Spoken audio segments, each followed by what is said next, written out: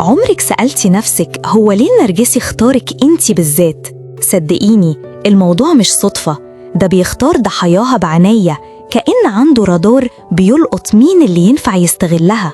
النرجسي ما بيحبكيش انتي، هو بيحب اللي بياخده منك. معظم الزوجات بتسأل ليه أنا اللي وقعت مع شخص نرجسي؟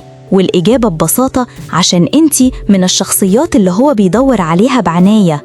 النرجسي بيحب الشخصية الطيبة زيادة عن اللزوم، اللي بتسامح مهما حصل، اللي ناجحة ومميزة عشان يحس بالسيطرة عليها ويكسرها، اللي ما عندهاش تقدير كافي لنفسها وسهل يتلاعب بيها، اللي عندها حب للعطاء، اللي بتتعاطف معاه فيعيش دور الضحية وهي تبرر له كل حاجة، اللي بترضي غيرها على حساب نفسها فيفضل يستنزفها، اللي مثالية وبتشوف الناس بعيونها النظيفة ومش متخيلة إن في خبث كده، اللي عندها نقص عاطفي فيتحكم فيها بسهولة. وحتى الشخصية المستقلة بيحب يكسرها ويخضعها عشان يحس إنه كسب.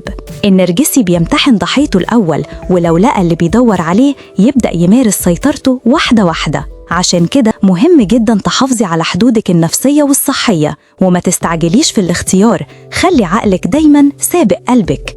النرجسي مش بيدور على حب، بيدور على ضحية. ولو عرفتي ازاي بتحصل عملية الاختيار هتعرفي ازاي تحمي نفسك قبل ما تقعي في الفخ. وقوليلي في التعليقات يا ترى انتي شايفة نفسك في اي نوع من الشخصيات دي؟ ولو اكتشفتي انك كنتي من اختيارات النرجسي، ايه اكتر حاجة اتعلمتيها من التجربة؟